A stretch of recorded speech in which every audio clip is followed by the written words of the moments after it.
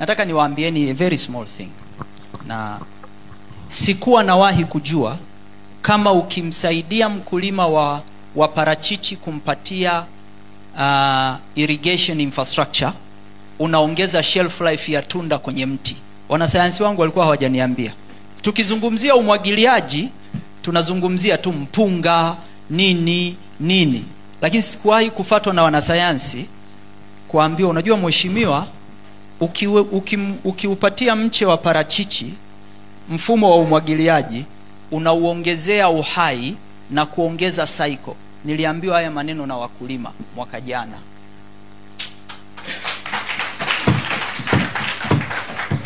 Na hiyo ndio ikapelekea kwenye bajeti ambayo tunaitekeleza mwaka huu, nikasema tutaanza ruzuku ya umwagiliaji kwenye sekta ya parachichi.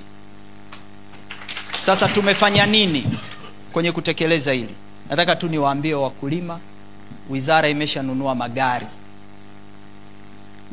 na magari hayo yameshaanza kufika.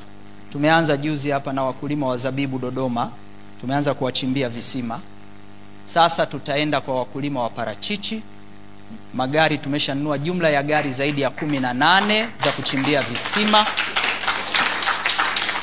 Na approach yetu itakuwa sio kama wanavyofanya Ruasa, yani kila mkoa likakai moja. Wakuu wa mikoa wanajua.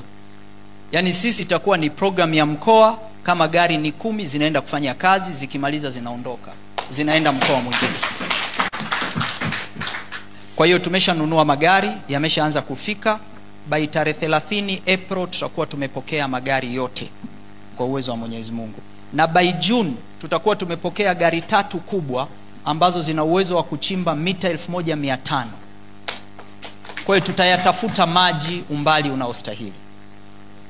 Lakini hatua ya 3 tunayochukua kwenye eneo hili, wizara imeshatangaza tenda kwa ajili ya kununua pipes na pump ambazo zitakuwa na pipe ya uwezo wa kufika mita 250, ambazo pampu hizi tutakuwa tunagawa kwa wakulima wenye kule southern naita vinyungu vya namna hiyo, ambao watakuwa wanaweza kupamp, kwa sababu na mabomba tumeshaagiza. Kwa hiyo tunaanza hii program ya kusupport wakulima wa parachichi for one reason, na nataka niwaambieni sababu ni nini. Kwa sababu nilivyoambiwa na wakulima kwamba tunda litaongeza uhai kwenye mti, itatupunguzia tatizo la wastage. Nilivyorudi kwa wasomi nikaambia eti hii ni kweli, wakasema ndio mheshimiwa, hii ni sahihi kabisa. Kwa hiyo wamenithibitishia wakulima na wanasayansi kwamba hii ni sahihi. Kwa hiyo tutaanza kusupport wakulima katika eneo hili. Lakini jambo jingine ambalo najua is a bigger problem, na hichi kikao cha wadau, Kopra atatakiwa kwenye regulations atakazozitangaza kuweka tarehe na mwezi ya mkutano wa wadau wa parachichi kila mwaka. Na watu wengi wananiuliza kwa nini nazungumzia parachichi siizungumzii horticulture, na sababu ene subsector ina zao. Ukizungumzia mazao ya chakula nchi hii, kichwani linakuja zao gani? Sijui tumeelewana jamani. Ene subsector, horticulture ni pana. Sasa hivi kuna investment zinafanyika thanks to the private sector na wengine.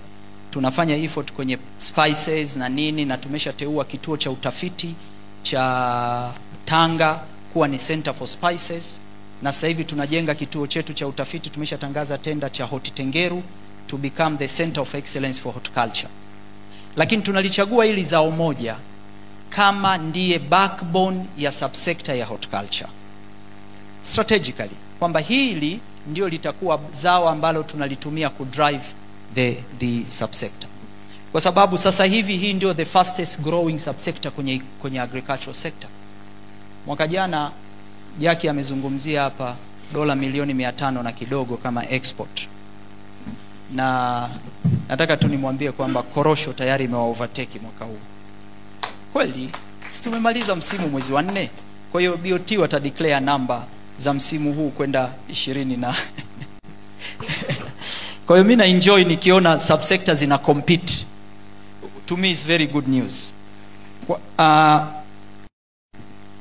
Tunajenga Hotengeru sasa hivi, tumeshatangaza, na kama nchi Hotengeru tunaitumia kama center of excellence ya horticulture, na nimesha sign gazeti la serikali kwamba hatutachanganya kitu kingine isipokuwa ni horticulture only. Kama tunafanya training, tutawatrain watu wa horticulture pale, kwa sababu mule ndani kuna mati. Kama tunafanya R&D, tutafanya horticulture mule. Na horticulture ni all product ambazo tumezidefine kama product za horticulture, included spices. Spices tunapeleka Mlingano, lakini bidhaa zingine zote ambazo ni perishable zitakuwa pale Hotengeru.